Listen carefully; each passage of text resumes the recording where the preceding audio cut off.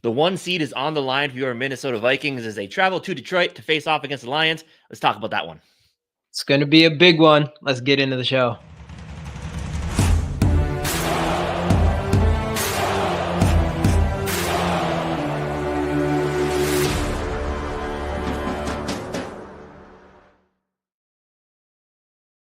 What is going on, everybody? Thank you so much for joining us here on another beautiful Thursday. Your 14-2 Minnesota Vikings head to Detroit to face off against the 14-2 Lions. Everything's on the line. The 1 seed, the division, all of it, home field advantage throughout the playoffs. Now, this isn't going to be any sort of easy task. The Lions are a very talented football team, but this Minnesota Vikings team this year I think it has everybody, at least in the state of Minnesota or Minnesota Vikings fans in general, believing that even though we are going up against a team that was favored to come out of the NFC this year, the Vikings stand an excellent chance just because they have the coaching, they have the players, and it all just comes down to the execution, which we've seen in critical moments this team has been able to do. So it's going to be a hard-fought matchup. I think there's going to be a lot of offense. I think it's going to come down to which team makes the most plays defensively. Yeah.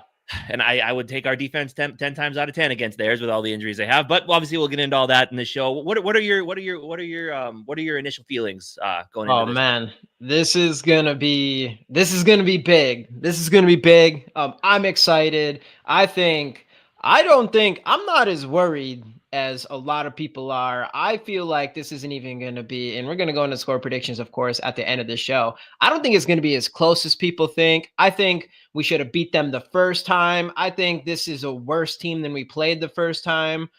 I think we're going to struggle with their offense, but not nearly as much as they're going to struggle with our offense.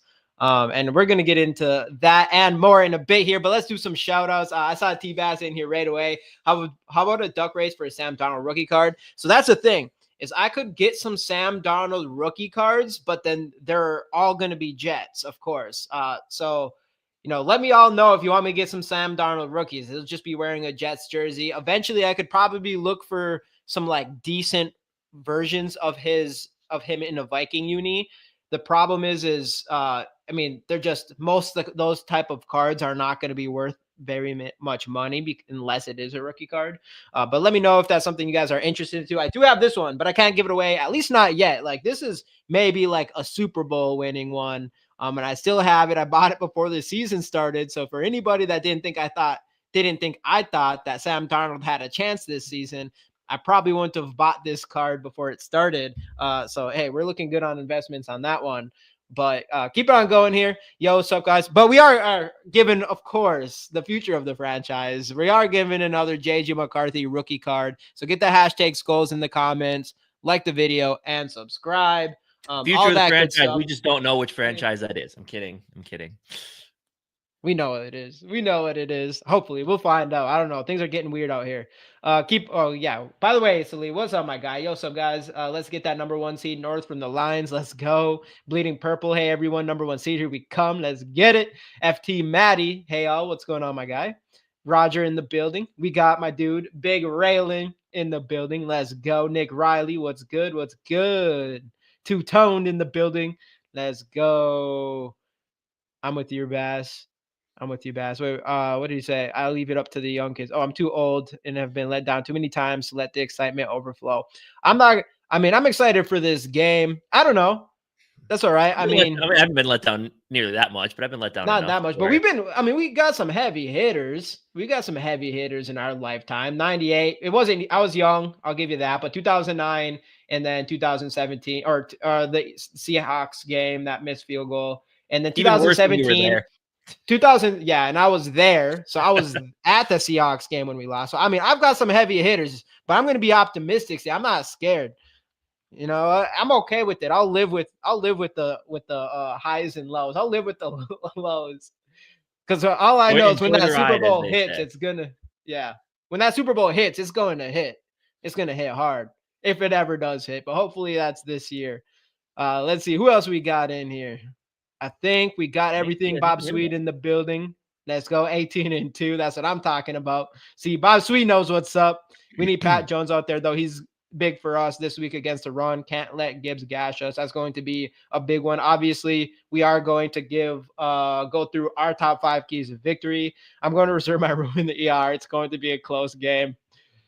Lions defense has a lot of injuries right now. Yeah, that's why I'm like, people, you can never say like this isn't going to be easy at all. But I mean, I put out like a $60 bet on the Vikings winning this one straight up. Not that much money, whatever, but I'm just feeling confident about it. I've seen 3 super losses in every conference finals game lost. Please let this season be the one. Yeah. See, that's the thing is I would say with this season for myself, it's different than other ones because the expectations were so low early that it's like I'm at the point now where I feel like I'm in that like I felt like we've already won this season and everything else is like extra. Yeah, but to me We though, make it to the Super Bowl, things will this get more real. But yeah, this to me feels like this season like. So, I mean, and I really started following the team in 2009. I mean, obviously, grew up a Vikings fan, didn't really watch until 2009. But to me, this feels like the most realistic shot that we have since 2009, right? 2017, yeah, since 2009. 2017, you were kind of waiting for the shoe to drop. The defense was elite, but you were waiting for a moment in which Case Keenum had to step up. And look, I mean, I think I saw Purple for the Win did a video on it earlier, and I think it's because we all know we've had these 1-year wonder quarterback seasons. We really have, but this Sam Darnold is different than Case Keenum. Where Case Keenum was a guy who didn't have the arm, he had great receivers and a great defense, and he took a couple risks. You liked what Case Keenum did, but to me, this year with Sam Darnold just feels different. So 2009 felt legit, like we actually had a legitimate shot, but this, I'm feeling really confident this team can do it. It's just, but they're going to need to be at their best. Also, right. I mean, I guess that's, I mean, everyone has to be at their best, but I just feel like this team needs to be clicking on all cylinders, especially specifically on offense if they want to be able to get it done. Yeah. So, well, that's what's weird about for me. Yeah, I feel like at this point it's just like, okay, yeah, this team's for real. But up until this point, up until the last handful of games, you could even argue before the Seahawks game, or you could even, I mean, there was a time with going through the Jaguars and the Colts, that little stretch where it was like, okay, like this team will be cool if we win if we go to playoffs and we win one game, like that will be good. Like before the season started, it was like, if we make playoffs, like that's a huge W for this season. So it's like, just the expectations is just different for me. It's like, I'm like slowly having to accept that, wait a second, we really do have like a good ass team with us. I'm at the point now where like, I feel confident we can win this, but there's still that little bit of me that is like, are we like, we're really this good? Are we really this good? And they're proving it over and over again. I think that Packer game was definitely a step forward, and this is going to be a big one for that. And I don't know. It's a little bit weird. Like, I don't have my feelings up, especially this game. Like, if I'm the Lions right now, I'm way more worried. Like, they were supposed to be here. We weren't. We were projected 6.5 wins by Vegas and other gambling sites. The Lions were supposed to be in this spot. They were supposed to fight the Eagles for that number 1 seed, and now they're fighting against us in the final game for it. Like, this has got to be a lot more nerve-wracking, in my opinion, for Lions fans than it is Viking fans, because at this point, for me, I mean, it's bonus that we're even fighting for the number 1 seed. But once we get it, it is for sure time to be like, yeah, we got to win a Super Bowl here. But I don't know. It's a weird one for me. I don't know. I'm not as nervous as I usually am. I mean, because I guess what's going on, at the end of the day, we're still going to the playoffs, right? And this team, I feel like this is one of those teams you don't want to, like, nobody wants to play just because we can be explosive. But also, like, if you do lose this game, then you're either going to go to the Rams or Tampa, which I think we stand a much better chance against the Rams now that we'll know that they're going to be at full strength on offense. And Tampa doesn't. Right. I mean, Tampa scares me in certain ways. I really actually would really, that'd be a good storyline. The Baker versus Sam Darnold matchup. That would actually be kind of fun to watch.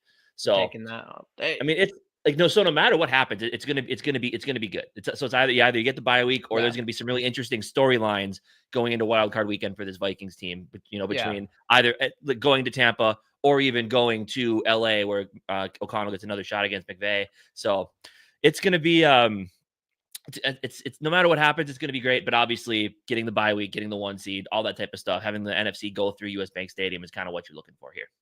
Yeah. And one thing I want to say is that's what I think it kind of is. And I think this is what the league and the media is something that it maybe is not being talked about enough. And I think it's what's making the real impact is just Darnold's chemistry. He's continuing to build with these players. And that's the big one here. And I think that's the reason why this team is continuing to be better and like our hope for them to actually win a Super Bowl and us thinking that's possible. I really do think it kind of comes down with the progression of Sam Darnold in this offense and that chemistry he's building with these players, because that's like the common denominator, the thing that's different for this team earlier in the season compared to right now. Right. I mean, And it's definitely there. and that's definitely something you could say about the first Lions matchup. To where, I mean, we didn't have Cashman on defense, going to be huge. But going back to the I mean, I Darnold want to thing, win. like at that point, Darnold and Addison didn't really have that chemistry. I mean, honestly, it really didn't feel like they started clicking on all cylinders together up until that Bears game. And then after that, it really feels like now he trusts Addison a lot more. He's going to go to him. And now you're seeing Jalen Naylor step back up again. And Hawkinson's still that guy that's underutilized. So he still could be that secret weapon as well when everyone's watching Jefferson. I mean, obviously they know Hawkinson's there, but Jefferson, Addison, and Naylor have had big games since Hawkinson's really had a big one. So, I mean, to me, it feels like, and going back to Detroit, that's kind of a fun little storyline as well. Like this feels like it could be a big TJ Hawkinson game. And now and that's the first thing. And he missed that game as well the first time around. So this offense, and that's I think that kind of gets to your point about just two totally different teams at this point, and the matchup being better is because our offense is now at full strength, where their defense is a much weaker. I mean, sure, they might get and it's clicking. Yeah, and offense is clicking. They might get Alex Anzalone back this week, which is, he's a good linebacker. I thought they said that they weren't. I thought they already said he was out. He was limited the last couple of days here, so there's a chance he can make it back for Sunday. But either way, it's just our offense, like you said, our offense is back at full strength, and things are really, really clicking now on that offense. So, and that's just what leads me to believe this is going to be a shootout, and it does come down to the one of the defenses making a play, and I trust this healthy Flores defense to do that more than I trust. I mean, Aaron Glenn's done a great job with what he's had over there, but I don't expect their defense to put up as much of a fight as ours will. So it's going to be interesting, man. It's going to be a chess match, and I'm excited, man. I'm excited. Especially, Cashman, especially on the defensive side of the ball. Again, underappreciated because, I gotta go with, I still team Van Ginkel on that side of the ball, but but two touchdowns and 11.5 sacks. I mean, but that's kind of the thing. Like him and Grenard are kind of the ones that get all the flash, where Cashman's the guy that is, and like Grenard steps up this week. Van Ginkel steps up this week. Cashman's that guy that's consistently good. He just doesn't have the sacks to, put himself in that conversation from the middle linebacker position. But he's kind of one of those guys, like, you notice him because he's top of the tackle, like the stat sheet for tackles every game. Yeah. But he doesn't have like the splash plays all the time. He's just kind of one of those guys that goes about his business and the stats rack up. But he's not going to be talked about in that light just because of what Van Ginkel and Grenard are doing. If you're watching the games, he's the one, he sticks out because you just notice the guy who's always around the ball and he's always in on tackles. You always see his number near the ball every chance. And Van Ginkel's that as well, though. That's the thing with Van Ginkel that I like more. That's the thing with him that I've loved about him more than just the sacks, more than just the pick sixes and things like that, is he is definitely another one of those guys that you always see near the ball. I mean, even last week, one of Cashman's sacks, Van Ginkel is right there.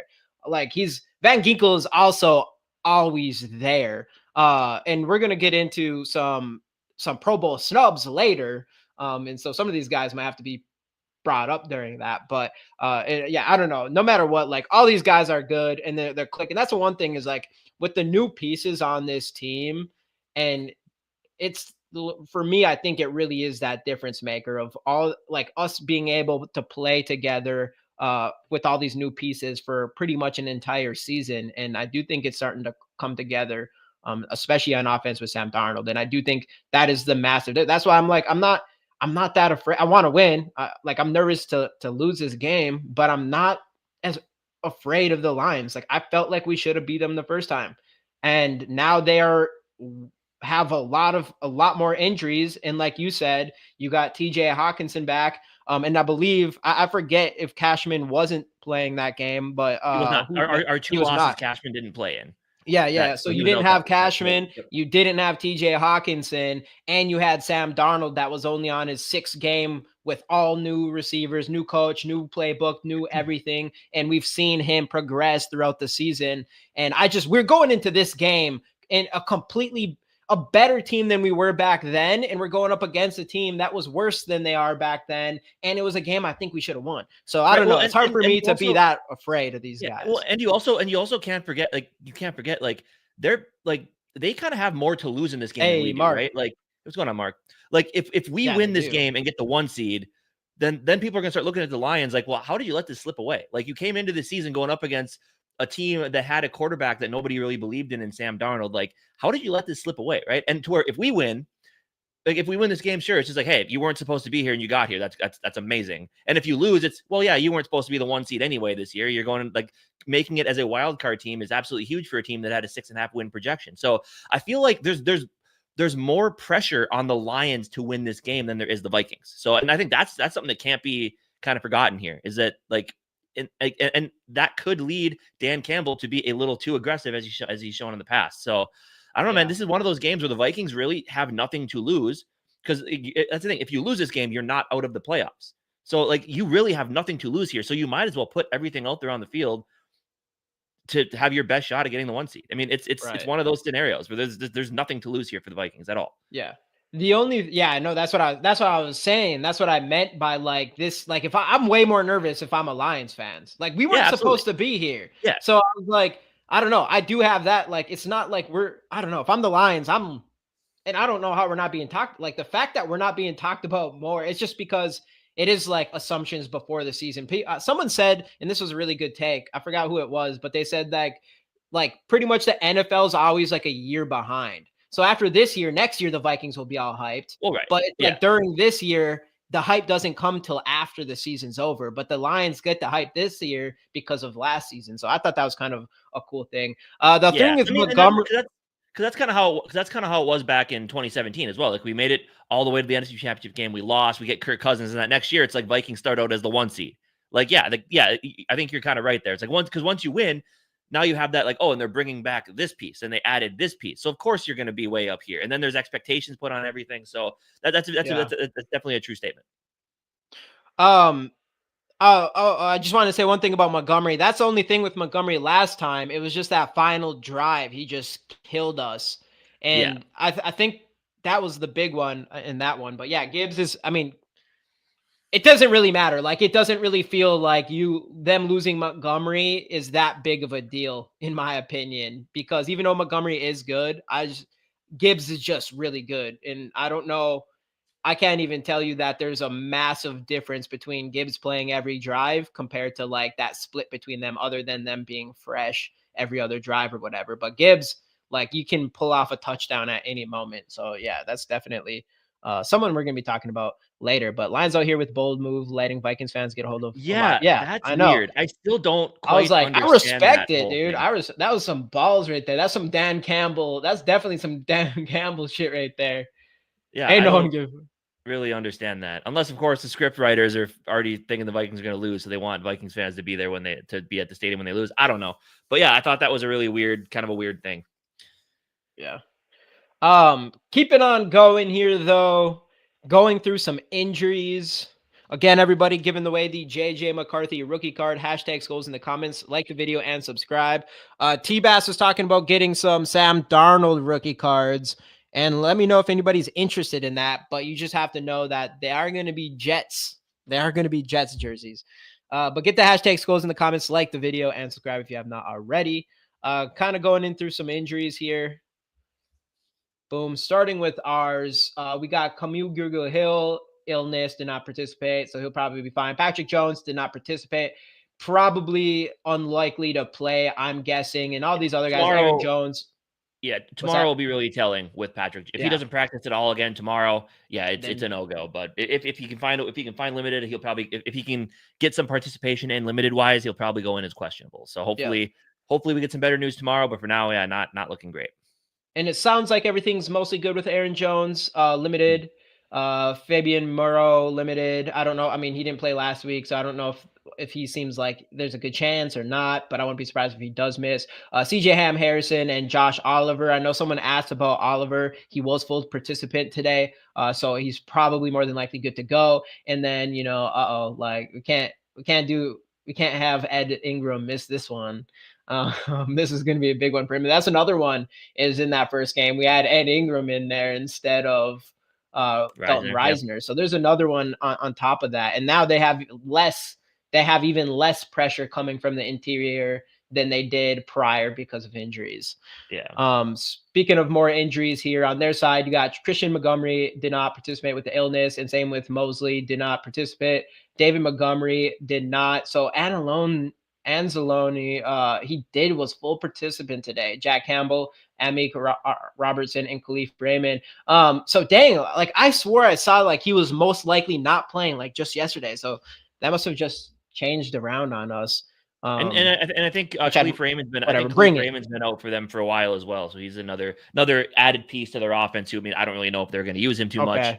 We'll get some Sammy D's in here. We'll get some Sammy D's. There's a lot of We'll get some Sam freaking Darnolds in here. They're just going to be Jets. Hey, Gary.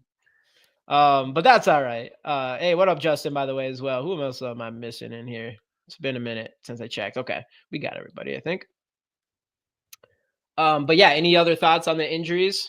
No, I mean, kind of run of the mill. I guess, yeah, the biggest one is, Montgomery for them, and biggest one for us is Pat Jones, but we'll see how that shapes up the rest of the week here. All right. Keeping on moving here. So actually, how long I didn't get a chance to see that video with how long was that with Flores and like 12 minutes. Oh, it's 12 minutes. Okay, I'll have to watch later. One. If it was like 3 minutes, I would have put it on here real quick. But which it is really interesting, just seeing like the different kind of. And again, it might just be different because Flores is a coordinator where Kevin O'Connell has to watch over the whole thing. But like, it's two totally separate leadership styles that both work really, really well. Yeah. So it's cool, kind of cool to see the two little differences there. Yeah. Dallas Turner can cover Jones spot and Orioles. Yeah, that's what I mean. We need to see some more Dallas Turner anyways. Hey, what's going on, Angel? Cheers, Scoldger. Happy New Year's. Yep. Hey, happy New Year's. Yeah, speaking of that, I don't think we've been on. Happy New Year's, everybody. Yeah. 2025. That's the good year. That's our year. Quarter of a century. We should have known. That was always going to be when the Vikings win a Super Bowl.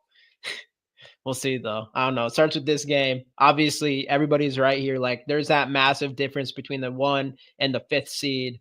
But hopefully we get the 1 seed.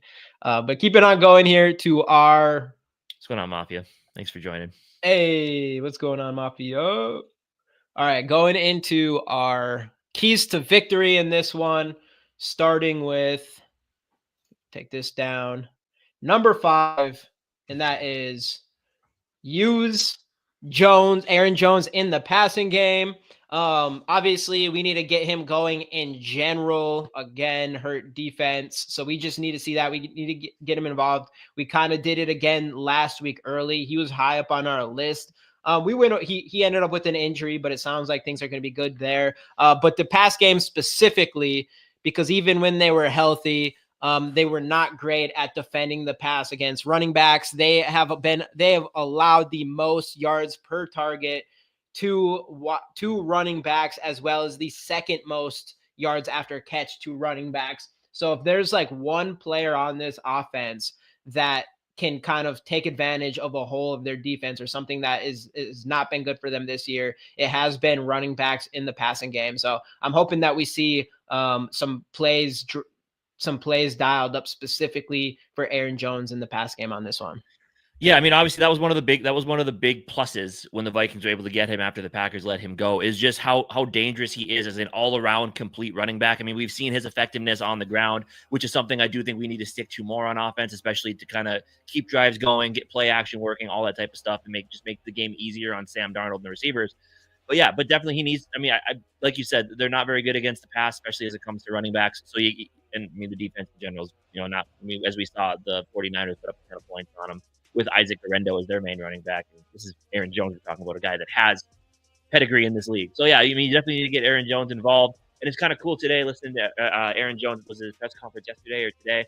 He said that he liked to be here more than just this 1 year, which I think that Yeah.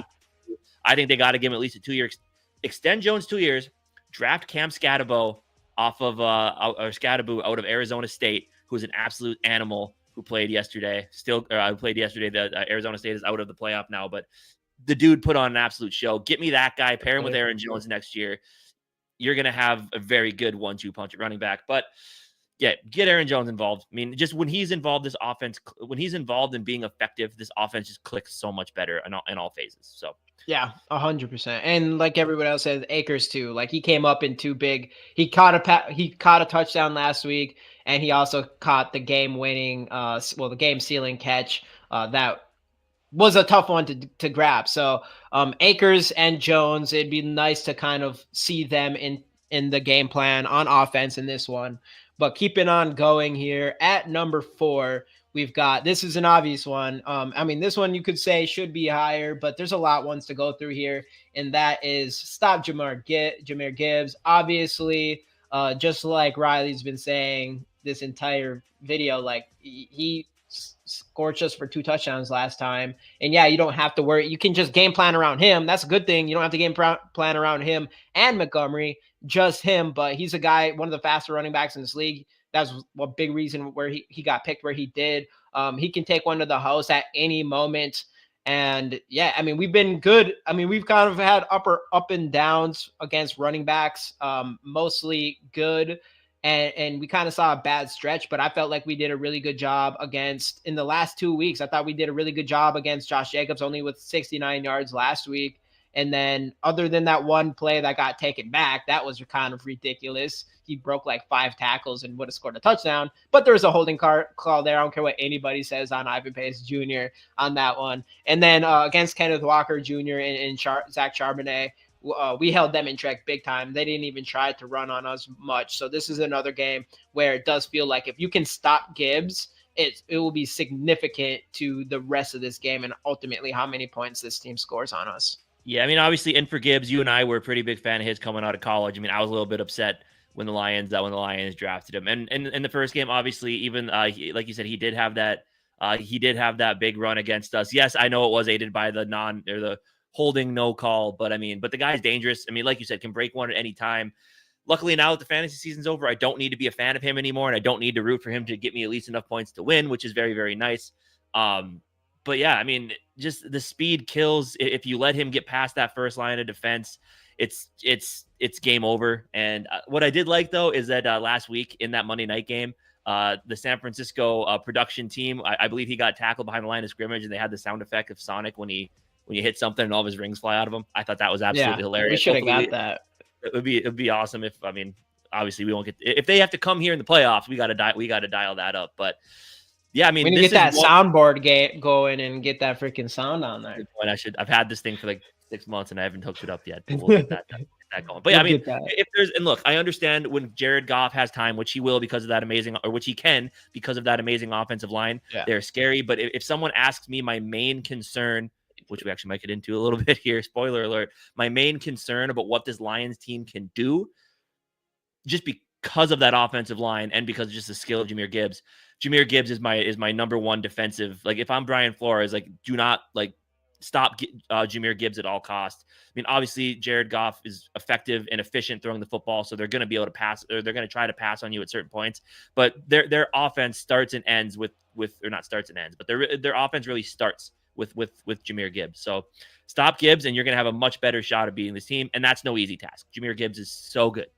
Yeah. So hopefully, maybe a big Jalen Redmond game. I mean, Ivan Pace is going to have to be a monster to line of scrimmage. It's going to be a tough job to stop Jahmyr Gibbs, and we'll see if we're up to the task this time around.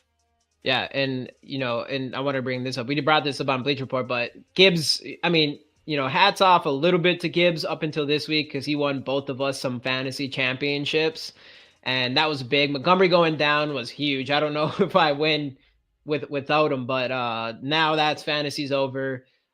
He's enemy number 1, and we need to do whatever we can to stop this guy.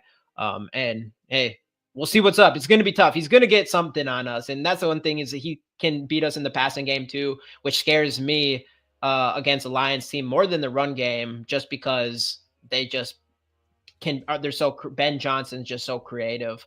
But keep it on going here. And never mind. I was almost starting a little bit early on this one, but going into our next one, and this one's really obvious. You can pretty much put this on every single week, but it's just get after Goff, aka just don't give him time. He's one of the most accurate. I think he's second in accuracy this season, as well as having like the second most passing yards in the NFL this season.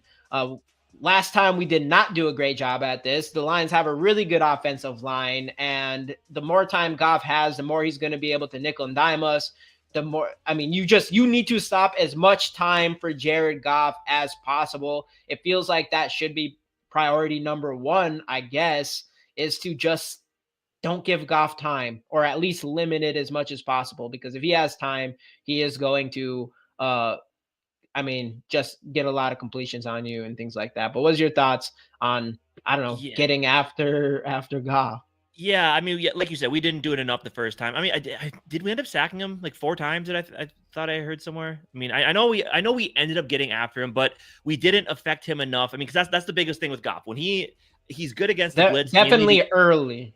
Like mainly because teams do try to blitz him, and we did get 4 sacks on him last time. Okay, and that offensive line is just so damn good that it's even if you blitz, it's tough to get home. I mean, because they bring in Dan Skipper as their 6th offensive lineman. Dan Skipper is like the most famous 6th offensive lineman in the world due to the Cowboys game last year. But like that offense, it's so good up front, and that's really where games are won and lost, starting in the trenches. So we're gonna need the A game from Gennard, from Van Ginkel, from probably Dallas Turner, from Redmond, from the linebacker. So it's no easy task to get after Goff. And that's the thing. Goff's completion percentage is so high just because he has all that time and he's able to just nickel and dime us over the middle of the field. And then you're looking at the receivers he has. Amon-Ra St. Brown, who mainly works out of the slot, but he can beat you everywhere. Jamison Williams, who's not better than Jordan Addison, has been stepping up recently. He's a big play waiting to happen. And the more time that you give Goff in that pocket, especially if you're sending blitzers, the more time that our corners have to cover a guy like Amon-Ra St. Brown, who can beat you short with his route running, or the more you have to cover Jamison Williams, who's just going to try to take the top off the defense. So if you're going to blitz, and even if you're not, getting to Goff is paramount, just to get him off his spot, make it a little bit more difficult for him to make some throws. So it's tough, man. It's absolutely tough with that offensive line, which is how smart of a quarterback Goff is. He works really well in that system, and he's got so many weapons. But so it's going to be a 11 man effort to get after Jared Goff. But and that's the thing. Flores went against him round 1. Knows what I think he's going to come into this with a better idea and a better game plan of how to get after Goff and get him off his spot a little bit. So it's going to be an effort, man. It's going to be an absolute effort to get after Goff, and I'm excited to see if we can get it done. Yeah. That's like the easy one, right? That's like, of course, that's exactly what you got to do. And yeah, we didn't do it great for most of last time. They were just able to nickel and dime us for the most part there. So definitely need to step up there. And that brings us to this matchup that ultimately I would say we took the L on, and we can kind of dive into even some more. Both sides of the ball, honestly. We got to not just Flores and Ben Johnson, but we got to talk about the other side there. But starting with Flores and Ben Johnson, like this is the battle that we lost last time. And a lot of it came from it's the nickel and diming. I mean, Ben Johnson was the one that came in and kind of exposed Flores' defense for the first time, which was ultimately, passes down the middle, little short passes to like Amon St. Brown. And then we kind of saw the same thing happen against us when we played the Rams the next week. Like right away, all they did was throw 5-yard passes to Puka and things like that. So he was kind of the one that would like expose Flores, and other teams started to use that against his defense. And we've been allowing teams to nickel and dime us all the way down the field ever since. And it all started with this guy here. And this is another one that we just have to beat. A lot of this comes down to the only way I can think for us to beat it is to not give Goff time, because they're just good. And they're the best team at doing it. And just Ben Johnson's creativity, I talked about it earlier, is insane on this one. But yeah, I think, Brian Flores gets his rematch, and this one's a lot bigger, and hopefully Right. he can step up on this one. Yeah, bigger for what's at stake this season, but also bigger for what Big Raylan says here. I mean, Bears head coaching play, the Bears head coaching playoff game. I mean, both these guys are going to be near the top of the list for head coaching candidates. I mean, pending the whole Flores lawsuit thing, we'll see how that affects things. I mean, Yeah. Darren Wolfson did say today that the Bears are going to be heavily interested in Brian Flores. Brian, if you leave, please don't stay in the division. Go somewhere else. Thank you very much. Yeah. But so yeah, I mean, this if and a lot of times with head coaching, it a lot of it does, like the NFL, like I mean, the NFL is a what have you done for me lately type league. So I mean, if you come out in a game like this and Flores wins the battle versus Ben Johnson, he's going to be, I mean, obviously Ben Johnson's name is going to be out there, but people are going to remember, oh yeah, Flores did a good job against an offensive mastermind, one of the top. I mean, I personally think Ben Johnson's going to be the hottest coaching commodity when the coaching cycle rolls around. So, I mean, this is going to be one of those games where if Flores can come out and slow him down just enough, people are going to recognize that. And Flores is going to his name's going to jump into the top tier of the conversation as well. So, but this is the matchup, right? I mean, again, Kevin O'Connell against that defense, like Aaron Glenn, as I said, which I guess we'll talk about that in a bit here, but yeah, I'm excited. I'm excited to see what Flores dials up against. I mean, Ben Johnson's a genius. I mean, he had and the thing with them is you never know what type of a routine screen can turn into a lateral that can burst for a 50-yard touchdown. So it's just this team is going to have to be Flores and this defense going to have to be on their A game. And I'm excited to see if they can get it done. And yeah, and like you said, like this feels like it's just which defense can make the most stops in this one. And is it Brian Flores versus Ben Johnson or Glenn versus Kevin O'Connell? And I mean, obviously, I think, I mean, personal wise, we got a lot more to work with than them at this point because of their injuries that they have here. But on that side of the ball too, man, I mean, that's going to be another key matchup in this, and it's just a chess match between both of those. I think Kevin O'Connell has really come on in the last few games with his play calling, especially last game. I was really impressed by his play calling last game. So I do think he's ready to go on that side of the ball. But ultimately, man, it's just, whatever defense can do better here. What is your just thoughts on just that other side of the ball with Kevin O'Connell and Aaron Glenn?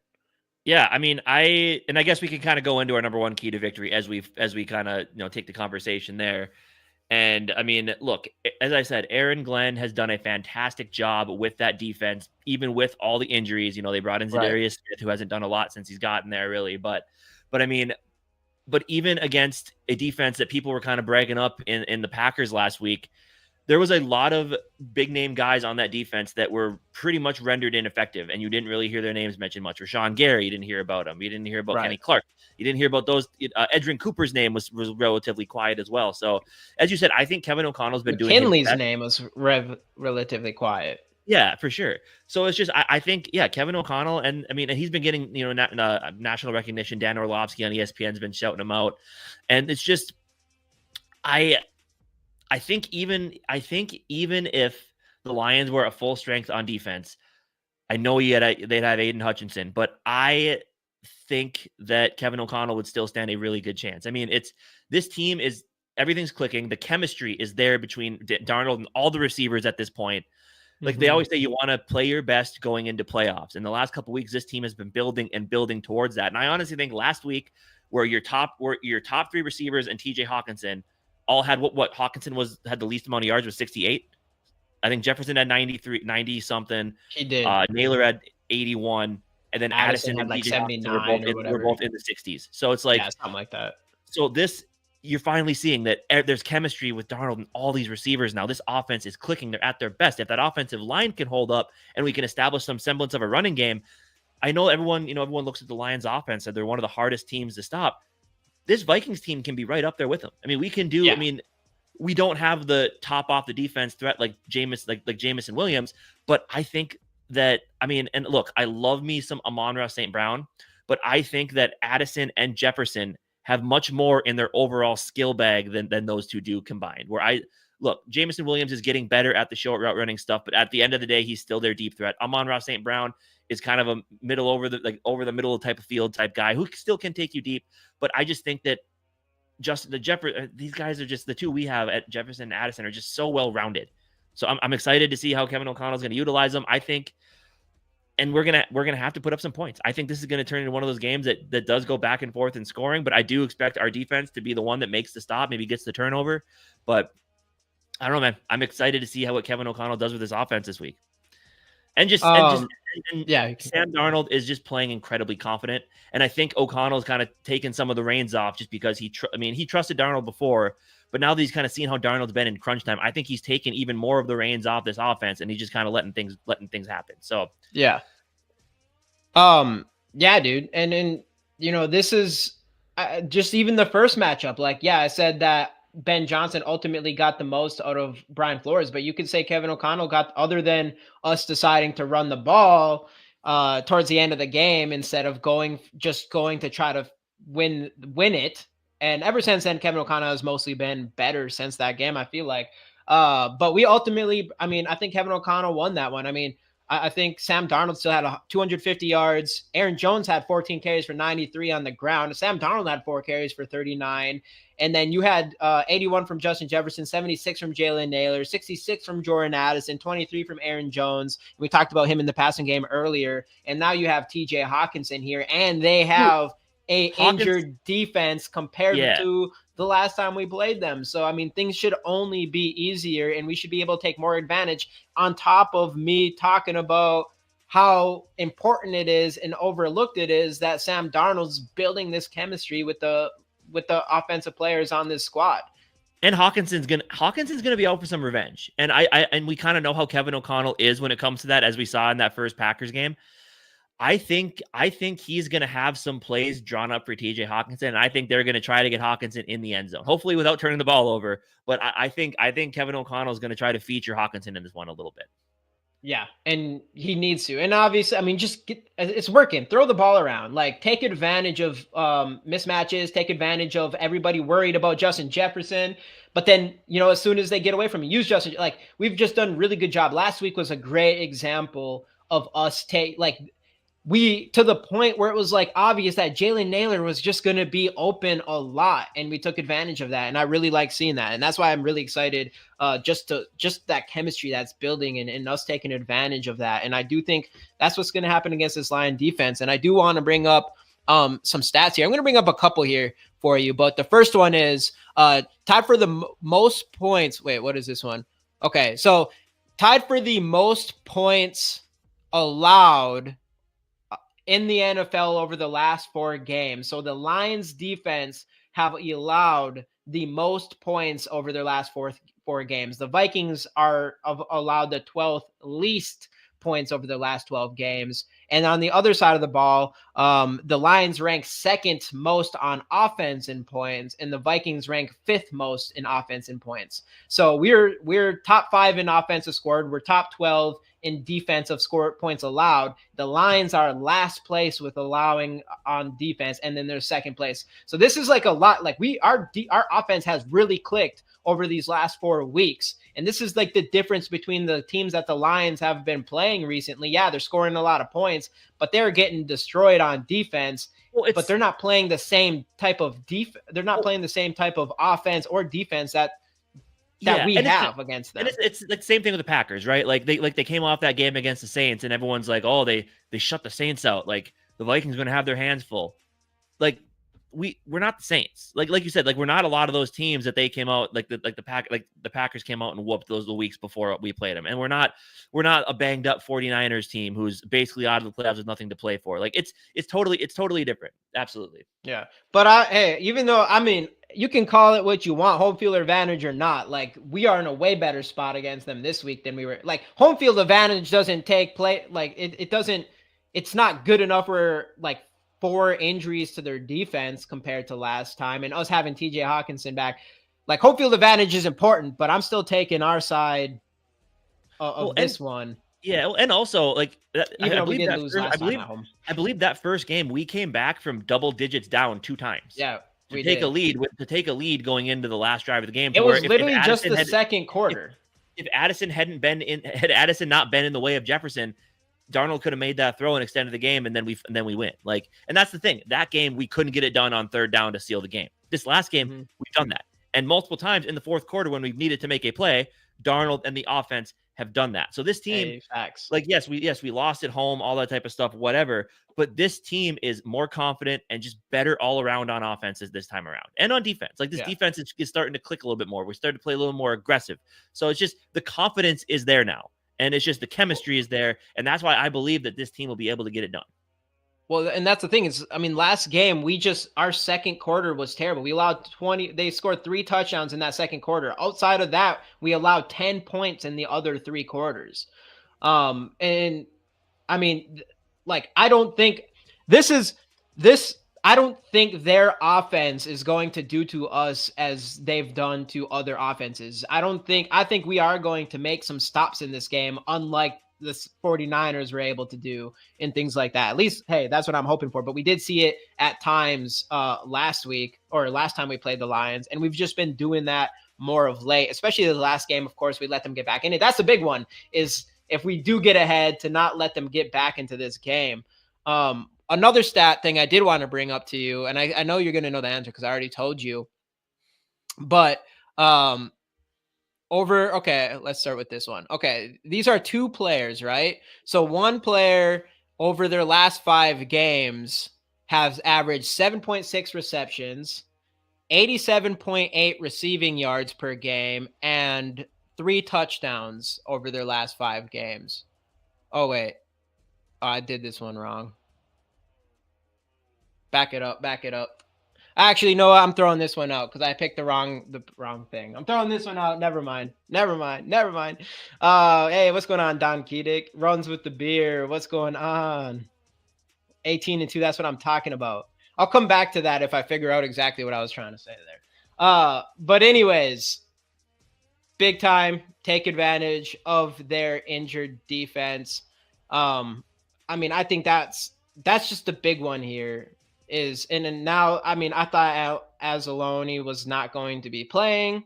Hopefully, I don't care what anybody says. I know a lot of people are like, we want the highest competition we can get. No, this is for the number 1 seed. I want all their injured players as possible. This ain't a regular game. Like, give me an easy one. I don't give a shit. I'd rather take home field advantage throughout playoffs than worry about beating a good team now. So I'm hoping he doesn't play.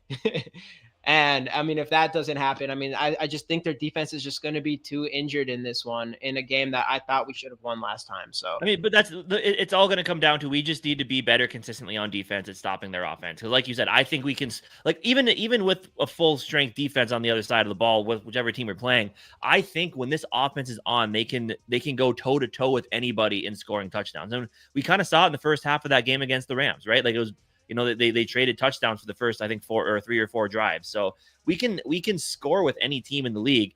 It's just Flores is going to have to limit that defense the Lions offense as much as he can. So yeah. So this is what I wanted to. I'm not going to answer this as a question. I'm just going to state this as a fact. So this is the stat that I wanted. Amon-Ra St. Brown, over his last 6 games, has 7.3 receptions, has averaged 83.5 receiving yards, and has 3 touchdowns. A wide receiver on our team over the last 6 games has 6.3 receptions per game, 86 receiving yards over those 6 games, and 6 touchdowns over those 6 games. Who do you think that Vikings wide receiver is? Is it Jefferson or Addison? It's got to be one of the 2. Is it Addison? It's Addison. Yeah. It's Addison. So Addison, over his last 6 games, has played, because there's this thing, like, who's better, Jordan Addison or, like, Jordan? You talked about it. You touched on it earlier. Jordan Addison and Justin Jefferson versus Amon St. Brown and Jameson Williams. When Jordan Addison has been more productive than even Amon-Ra St. Brown has over his last 6 games. So, which I'm not saying he's better than him, but I think that's kind of, I don't know how, I mean, Justin Jefferson's the best in the league, so I don't know how that argument would work out for them. So anyways, I do want to bring that up because I like to be petty like that against their players sometimes. But anyways, man, I mean, any more thoughts on just the keys to victory here? No, I mean, it's it's kind of typical. Score points, stop them from scoring points, right? That's kind of what it all comes down to. And I'm excited. I don't know, man. This game is, like, as I said, going into this game, going into the Packer game, I said, honestly, I didn't care if we lost to the Lions. I just wanted to beat Green Bay and get to a point where all of this was possible. It's going to be done on the biggest stage on Sunday Night Football. Yep. People are calling this the biggest regular season game in the history of the NFL, and it's is. got to be up there. It's got to be number one. It just, hey, what's going on, JB? Naylor could go off again too. We about to put our biggest offensive. This is gonna be crazy. And we're gonna get into some predictions, including bold predictions in a little bit here. But this is going to be a big.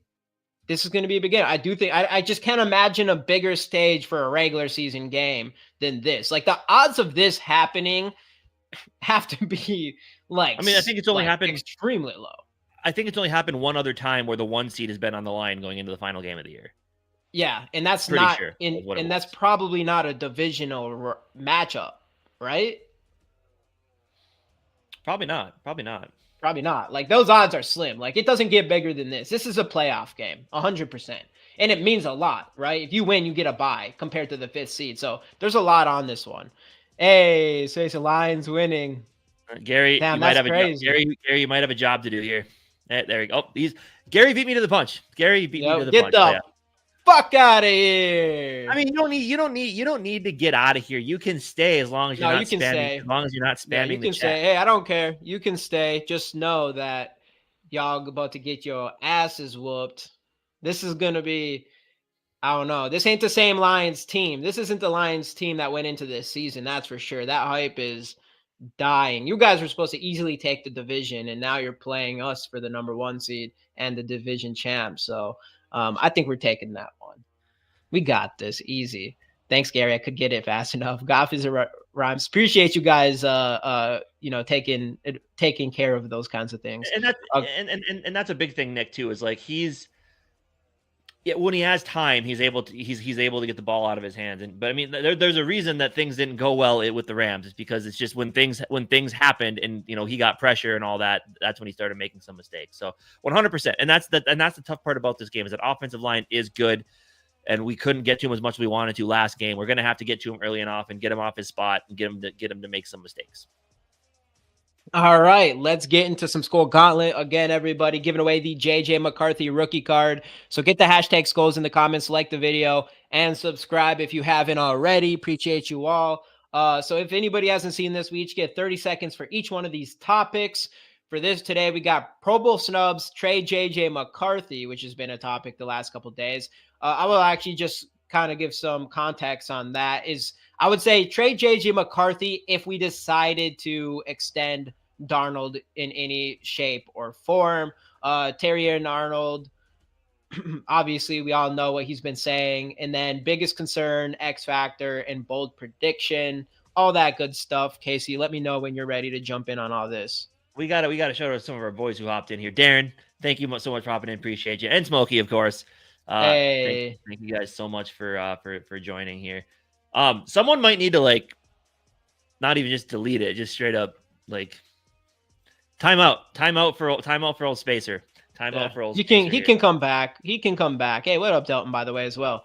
That's all right. I'm cool with. Hey, oh dang, Dose. What's going on, my guy? This guy, he's a big Lions content creator, so he popped in. We're getting a bunch of Lions fans in here. You got here just in time, Dose, because we're about to go into some Lions talk right here specifically. But Casey, let me know when you're ready to jump in on this. Hey, what's going on, Dane? By the way. I mean, yeah, sure. They can come in, but when they start spamming 1,800 messages, I don't really care to see that. So it wasn't necessarily, it wasn't that. It was just spamming the comments, which is annoying and stupid. And people that do that are childish and dumb. So anyway, I'm ready whenever. All right, let's do it. So 30 seconds on each one of these topics. We'll get it. 3, 2, 1. Pro Bowl stubs. My biggest Pro Bowl snub would have to be Blake Cashman. Just what that guy has done for this defense this year, coming in middle linebacker position, top of the team in tackles. In the 2 games we lost, his absence was 100% noticed. And it's just, he just does so much for this team. He came in as the green dot guy, calling the defense, making amazing checks at the line of scrimmage. You can tell Flores trusts him in his job. So to me, if you're looking at the biggest snub for this team, it's got to be Blake Cashman. I mean, think I gotta agree with you on that one with Cashman. I mean, obviously he's everywhere. The middle linebackers that they chose, I don't know. I'm just like, kind of weak in my opinion. But I'll go somewhere else with this. I gotta go with my boy. I don't have his jersey on, but I gotta go with CJ Ham here. I know what's his name for San Francisco? Juszczyk. Yeah, Juszczyk. I know it's tough to beat him, but hey, CJ deserves another Pro Bowl here. Ooh, the big one. Trade JJ McCarthy. Like you said, I mean, if they went to a point where they did decide to extend Sam Darnold, that's the only way I would consider it, even though I do think there would be a benefit to keeping him on your team because he's only 21 years old and develop him.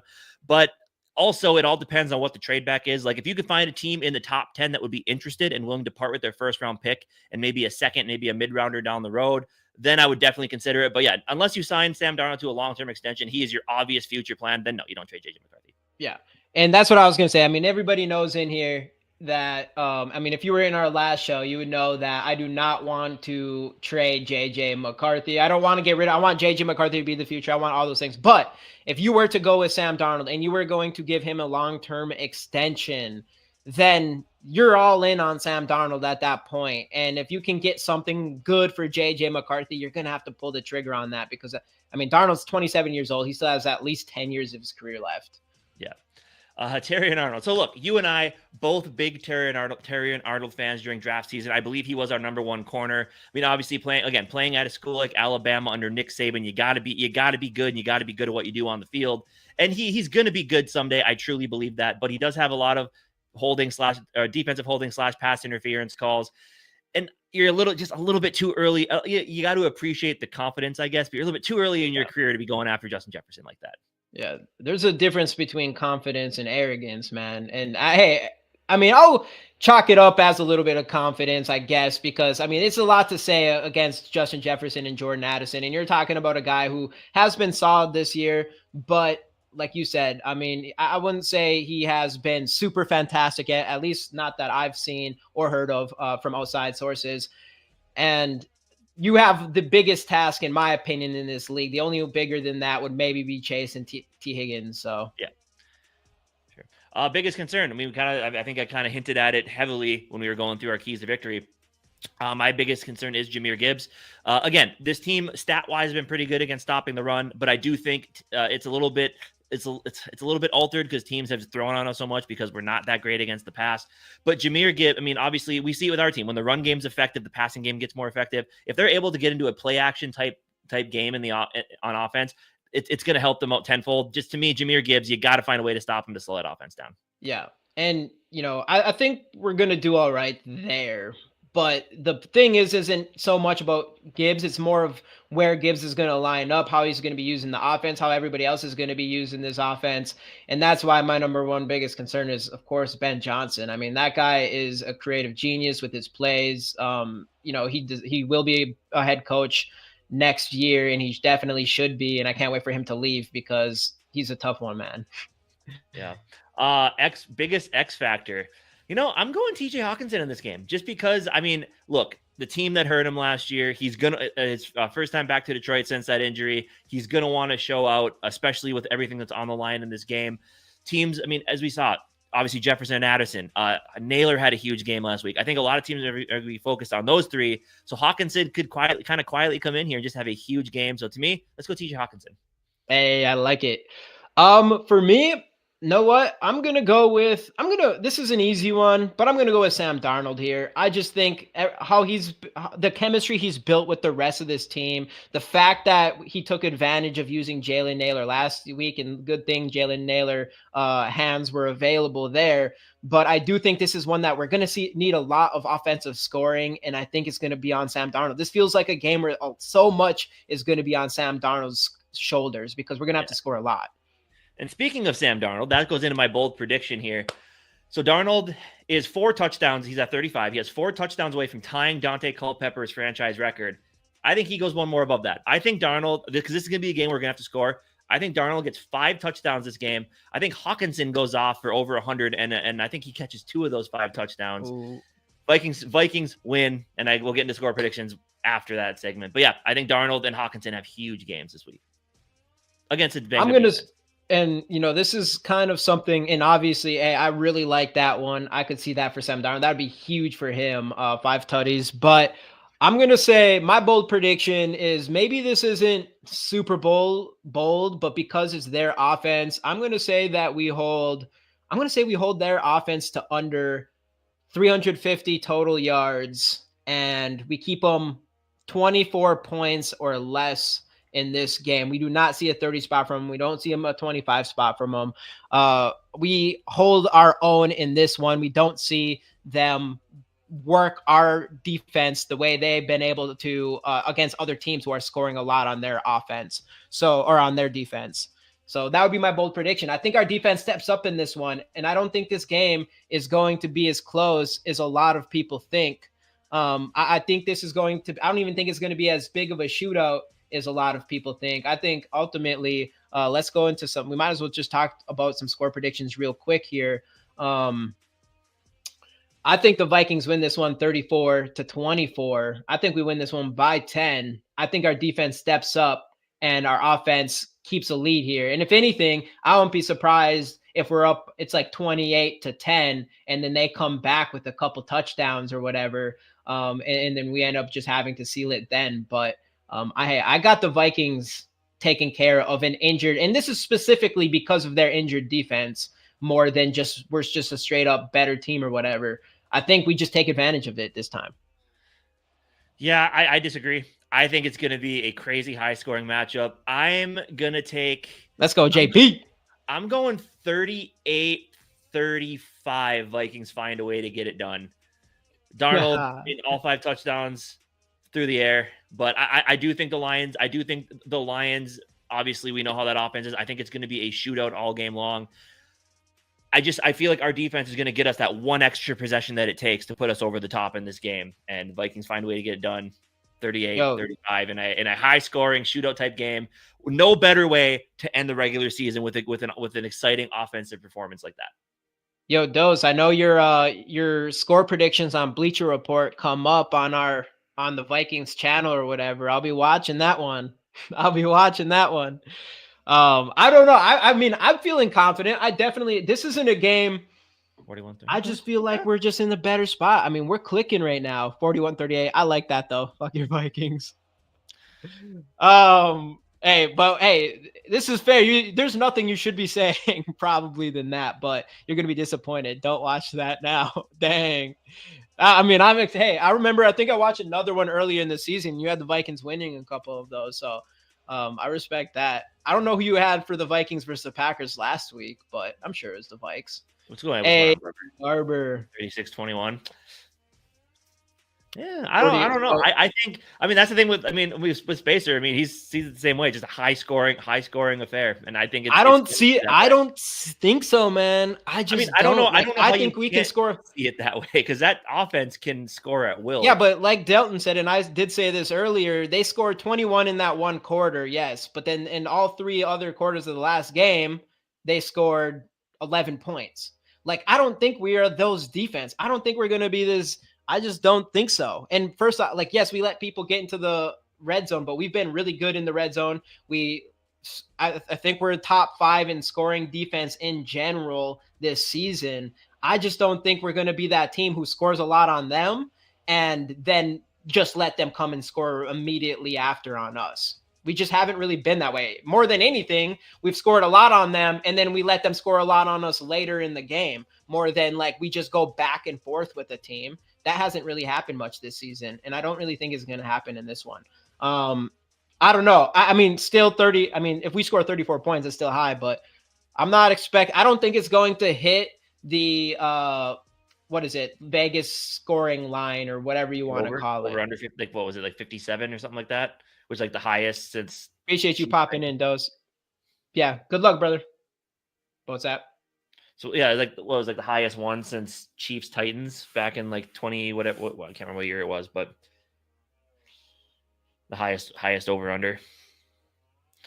Yeah, I don't know. Oh, No yeah. matter what, though, it's just the build up to the build up to that game on Sunday. It's gonna be fun. It's gonna be fun. Yeah, dude. It's gonna be a big one here. Keep it on moving here. We're gonna do our underdog. The thing that I've been absolutely getting completely crushed on, Yeah, you and have. we have playoffs to do this in as well, but I need to Unfortunately, we're turn not it gonna be able to get any around Viking here. players because they play Sunday I night, know, so we're gonna have and we to. can't even get Viking players in this one. Yeah, Well, last week they and didn't last week either. the interesting part of this too is you have to figure who's gonna be playing their starters all game and who's gonna be making those adjustments. I'm wondering if they're gonna have that in this as well, which I I have don't know. some idea. I think. All right, let me bring this up. Like, I mean, it's like it sounds like Philadelphia. I mean, Philadelphia's they're not gonna play Hurts. They're probably not. I mean, they're not playing Barkley. I don't think they're gonna play their big time receivers. So I think this is going to keep that. It's at the point now where I think this is their average draft position and everything is going to keep that in mind. let's hope so. But anyway, I suppose let's jump into here. Let's go, Moses. Let's go. Spacer, I appreciate it. Hey, we'll take it. You're the one gonna get disappointed, not us, dude. And of course, everybody giving away the JJ McCarthy rookie card. Get the hashtag Skol in the comments, like the video, and subscribe. You got first pick again. I like it. What up, Eric, by the way? Let's see. See, now I've noticed you a lot of times, like you start talking when the draft starts. I'm going to start doing my talking now and go through my thought process. So there's a couple teams here that have everything to play for. I guess I'm going to stop because we got Skol Mafia dropping 999er in here. Win or lose, come back with that same energy. Let's go, Skol Mafia throwing a wrench into case. Back. We'll talk about the game. We'll talk about the game after it's done. My guy, thank you, man. I appreciate you, bro. Dropping in, Too Evil. Joining. All right. Anyway, Atlanta has a lot to play for. If they win, I believe it's Atlanta. No, they lost last week, so they don't have full. I guess I don't really know what the playoff scenarios look like between those two teams. Either way, Atlanta has everything to play for. Bijan Robinson's amazing, so I'm going Bijan Robinson. Dang. No doubt in my mind. Easy choice. Another guy that has a lot to play for. So I know a couple guys in here who have a lot to play for, and I can go in specifics in a bit here, but I do that a lot. So maybe I shouldn't just make your pick first, and then you can talk. I'll go. I don't know. I don't know a ton about Bucky Irving right now. You know what? I'm gonna go Mike Evans here. That's fair. That's fair. He needs. He's 80 yards shy from his 11th straight 1,000-yard season, so he's going to be stepping up in this one. I do think that, and I could go Bucky Irving here. I don't know what's going on with Rachaad White. Let me see what this says real quick. How much time do I got? 20 seconds. I mean, Bucky Irving is limited Thursday. Bucky Irving he's been stepping up, but if I have Mike Evans, I don't know if I want that combo. How do I get out of here? I mean, I think I want Taylor here. He's been really doing well. That's fair. All right. Well, yeah, you did. I am gonna go ahead and take Bucky Irving. I'm not feeling good about this one, boys. Already. Because Bucky Irving is always really good. And then, I'm not feeling good. To me, this comes down to the rooks. To me, it comes down between Brian Thomas and Malik Neighbors because they both have been absolutely phenomenal. This is tough. This is really tough, but I am going to lean. I feel like Thomas has been a little bit more consistent. I'm going Brian Thomas. I wanted Neighbors. Thomas has been more consistent. I'm going Brian Thomas. So I'm going to go with, there's something, I'm going to go deep here. So Brian Thomas is leading leading all rookies in reception or in receiving yards with right now. And he's only up by 40 against Malik Neighbors and Brock Bowers. Brock Bowers just broke the record for the most receptions by a rookie ever. And Malik Neighbors is 4 down from him. So, Malik Neighbors is going to do everything he needs to do to break the all-time receptions while also maybe going after the rookie receiving from Brian Thomas. But that being said, you do got Brock Bowers here who has to do everything he can to keep that as well as potentially get that receiving yards as well this year. So we're going I like Brock it. Bowers and Neighbors. So I'm gonna take. So I got some time here. So I'm gonna think this one out. So I'm gonna go ahead and take. I think I'm going Trey McBride with my next pick for sure. But then the thing I don't know though is like because Washington's already locked in, but Jaden Daniels is just so damn good, right? So I guess I don't necessarily know how much he's gonna play, but you also have Baker. They're probably playing for seeding. That is true, and that's this. I mean, no matter what, I feel like you can't lose between these two guys. So I am gonna go ahead and take Jaden Daniels.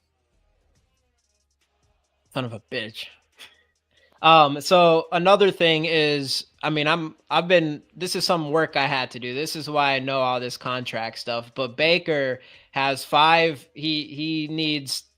he gets 500,000 if he's top 10 in 5 different passing categories. So he needs to do that. On top of that, he came out today and said that he was going to do whatever he could to get Mike Evans past 1,000 yards this Sunday. So I do have to go Baker Mayfield here.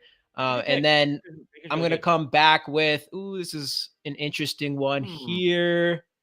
Dang. Did you already pick 2 running backs? Yes. Okay. And remember with Achane, it's going to be Huntley starting this week as well. Yeah. If that sways your thought process at all. 14 seconds. So last week, oh man. 5 seconds. Wait, did it just pick for me? You pick Cortland Sutton. What? Courtland Sutton also go for it. It said 5 seconds. You gotta stop talking so much, my man. I was looking. It said 5 seconds left, and it just picked it. So I'm sitting looking between Puka and Ladd McConkey here. Let's see what are we working with here. I'm going. I'm going Ladd McConkey. I got a lot of rookies here, but I like that. I don't know. This is going to be a tough one. This is going to be a tough one here. I kind of like it. So just taking a quick peek at this, I'm a little worried. I didn't really want Courtland Sutton. Wait a minute. What? Oh shit! I didn't realize you only have one running back. Yeah, I know. I didn't know that either. So I thought I was if I would have auto picked, I was like, I'll just auto pick Achane anyways. But there was 5 seconds when it auto picked me, so that's what's been screwing me lately. So good thing I know that one. But we got I got the squad that is playing for something this week. Courtland Sutton also needs like a certain amount of yards to get his incentive as well. So hey, we're on the incentive record-breaking team this week. I don't know. I'm a little scared about this one. I think Bijan was kind of the guy you wanted in this one. But Jaden Daniels, obviously, if they play a full game, that's going to be a scary one. Bijan, Bucky Irving, Brian Thomas, Ladd McConkey, Trey McBride. This is going to be a tough one. Like kind of how you felt last week. I kind of like your team quite a bit better than mine. But, hey, whatever. I probably should have read about the questionable tag with McConkey because obviously they're locked in. I think they're already locked in the wild card spot, so they might sit him, but we'll see. We'll see. The fact that he's up there is probably a good sign. So we'll see what happened. But anyways, let's go back into some comments here. It could have been better from me. I ain't gonna lie. Wasn't my best draft, but hey, to be fair, I haven't had any good ones in like 5 weeks anyways. Side note, watching 1923 Yellowstone, anyone see it? Damn, it's good. Yellowstone, or I saw some of Yellowstone. I didn't get into it as much. I'm just like not really into that whole Western thing. I guess. Yeah. I tried, but like Western and farms and horses and stuff, it's just not my cup of tea. Really. But I know everybody else is watching it. From the movie The Replacements, I've seen monkey poop fights more organized than this draft. You're not wrong.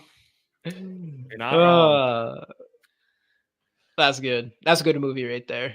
Keanu Reeves, greatest. Anyways, let's get this card giveaway going. Get the hashtag Skols in the comments, like the video, and subscribe. All that good stuff. What we got here? We got 18 entries. How many people we got in here? 22 people. We got more likes than people in here, so we'll take that. Get the hashtag No, Skols we in won't. here. That means people are leaving. Well, yeah, Yeah. but I mean, we can't tell you to. We can't really say like get the likes in here when it's more than our viewers. But yeah, just get more. Go ask your friends to get in here. Someone else hopped in, hasn't liked yet. True. Anybody in here who hasn't liked? Oh, yep, there's one right there. There we go. See, told you. Get the hashtag. You wanted to let them. You wanted to let them go with nothing. Yeah, I was dumb for that. I was dumb. Look at all these hashtags coming in here. By the way, we are two subscribers away from 1,500, which on Monday I said is our goal for the end of the regular season. That was short-sighted of me. New goal: 1,600 subscribers by the time the Vikings are done throughout the playoffs. So hopefully you guys have till February 9th to get us to 1,600. But 2 more to 1,500. But we only need 2 for 1,500. We only need, so anybody in here, do us a favor and hit that subscribe button. We'd appreciate it big time. We're at 1,500. We grind literally every single week for the last 4 years to get that number. So we appreciate it big time. We got good things coming. We got a good plan for the off season. I'm really excited with how everything's going to roll for us moving forward here. But ultimately, our goal is to make a spot for everybody in here, for you guys, people in the comments specifically, so they can come in here and have a good time and keep everybody included, and trying to figure out other ways to make this more fun for everybody who watches these live shows. Anyways, let's bring up the giveaway board. Hey, here. By the way, $14.99. So whoever you were who hit subscribe. Just one subscription. One more. You're the best. We just need one more. Let's go. We appreciate you. We appreciate you. Appreciate you. All right, let's get these going here. So obviously anybody new in here or whatever, we pick 5 names. The next 5 names make it into the duck race. Whoever wins duck race wins the JJ McCarthy rookie card. Let's get it going here. 3, 2, 1, boom. And the first winner, and got to be here to win. Got to be here to make it to the next round. And it is Lee. And I believe you were in here recently, right? Let me look. I know he had connection issues earlier. Yeah, you can just keep spinning. I'll keep an eye on the comments. Glad to help us. Hey, there he is. Appreciate you. Thank you. Thank you. Appreciate it. Yeah. All right. Hold on. I get in, just never win. We got to get you one, Nick. We got to get you one. All right, we'll keep on going here. So Lee, let us know. Keep an eye on the comments. Okay. Keeping it on rolling. And we've got boom. Darren. Is Darren still? I will go get some Jets. I'll get some Sam Darnold rookie cards. I'll do that right after the show. I don't know when it would be here by our next show, but probably by next week for sure. Keep it on going here. Wait, Darren, you're in here? Darren, I know you're in here. Yeah, Darren's here. He is. I haven't seen Salih yet though, so we'll have to. Yeah, no Salih. I'll keep an eye on the comments still. Keeping it on rolling here. If I win, I'll gift it to you, Nick. Big Raylan. He is here. He commented. He's got to be here within the minute. He ain't allowed to not be here, dude. All right, keep on going. Big Raylan doesn't leave. That'd be crazy. Boom. Not as crazy it is to think the Lions actually have a chance. You know what I'm saying? Bob Tweed is here. He just commented, so we're good there. Vikings taking that dub 34-24. Count on it. Watch. We're going to be ready for playoffs. We're going to be Super Bowl favorites after this game. All right. I'm probably going a little far here, but I mean, if we do win this game, we definitely got to jump up there. Yeah, we got to be up there for sure. Yeah, for sure. Bleeding Purple. Bleeding. You're usually in here. So I haven't seen Salih yet. Me too, Nick. Gary. Sweet. We got Get Me a Fast Duck. Bleeding Purple is here. So he's here. There. All right, we got one spot. I see a couple people trying to get Nick in this. So nothing from Salih yet. So I think we're gonna have to just keep. We're gonna have to keep going. Sorry, Salih. Sorry, man. Next time. Boom. Next time. If he pops in, if he does a buzzer beater, we'll let him in. And the last one is, boom, two-toned. It's been a minute, two-toned. right? It's been a minute. Yeah, it's been about 4 minutes, Oh, he's but probably in here. he's still got to be here. Two-toned. He won. I think Pride of he St. won. Cloud. Come on. Let's go. Yep. I think he won. I think he won one recently. Maybe the last one. He's here. All right. Two-toned. Sorry, Nick. It wasn't Next it time. today. Next time. All right. Bringing it up here. Boom. We got the names. Darren Big Rail and Swede, bleeding and two-toned. 45 seconds on the clock. Set. LOB like that. No worries. We'll get you one. We'll get you one. All right. So this is the 15-2 show, I believe. Yeah. 15. 1, Yep. 2, 3, 4, 5, 6, 7, 8, 9, 10, 11, 12, 13, 14, 15. Plus one more for the bye week. Hey. Ooh, plus one more for the next. All right, we're winning the Super Bowl. All right, we can't go further than the Super Bowl. We're rocking this one no matter what. Let's get it. Hey, Mark. See, but I don't see purple, but I do see green, and I do see yellow. Lions blue. Oh, there we go. There's a purple. 19 wins going into next season. Let's go. All right, this one works. All good colors here. Let's get it. Stuck race in 2 months. Dang, Big Rally, I didn't know that. All right, let's get it. 3, 2, 1, 45 seconds. Boom. Have we really been doing these for 2 months already? Have we? I don't even know when we started. It's been this season's gone so fast. Yeah, how crazy we're on the last game of the season. We're going to whoop some ass, by the way. But yeah, on the last week of the season. We got Darren in the early league. Sweden second. You got two-toned and Big Railing and Bleeding chilling in the back. Bear Duck chilling in the back. Everybody's coming back now. Uh-oh, this could be anybody. Aaron's coming in back hot. There's a lot of fast ducks here. Who's going to get it? Someone's got to get the bounce and challenge Bleeding Purple. It's Darren. It's Big Railing. Oh, my goodness. It's Swede. It's Swede. It's Swede. It's Swede. Wow. What a race. Let's go. Long time. Wow. Obviously, that was the most back and forth duck race I've ever seen. I know that was an interesting one. That's the thing. Is like as soon as you think that there's almost like a I don't know, like a specific pattern with this, sometimes they'll throw you off a little bit. Yeah, absolutely. So yeah, any final thoughts on this game? Obviously, big weekend all around for Minnesota football. I'm going to start off with a side note. Gophers do play in the Duke's Mayo Bowl, kind of a meaningless bowl game, whatever. Tomorrow night, 6:30 Central Time. My bold prediction for that game. Esco's own Koi Peric gets his first touchdown, whether it's return or defensive touchdown. Koi Peric gets his first touchdown against Virginia Tech in the Duke's Mayo Bowl. They win that one. Then we go on to Sunday Night Football. Vikings take care of business against the Lions, get that 1 seed. It's going to be a great weekend for Minnesota sports. I feel it. I'm feeling good. Feeling good.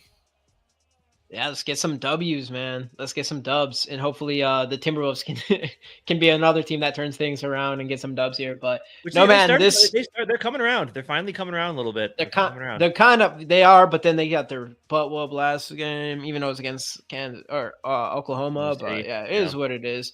Hey, what up, Broski Bears? Beat the one-hit wonder Lions. I'm rooting for the Queens in this one. Hey, let's go. We'll take it. Okay. Well, I get it because you just know you can't let the Lions get one. It is what it is. Like the Lions are meant to be at the bottom of this division and the league in general. So, they just need to know their place. You know what I'm saying? But anyways, yeah, I don't know, man. This is going to be a good one. Playoff starts early for us. I would say as early as last week, and we won that one. Let's go win another one. Let's go get that number 1 seed and ultimately get a Super Bowl championship that nobody expected at all this year. That'd be the perfect year to do it, man. Absolutely. But thank you guys so much for joining. We will be on Bleacher Report, late one, right after the game. And of course, we'll be right back here on Monday, breaking it all down for you guys. Make sure to join us then. See you guys next time. Go Vikes.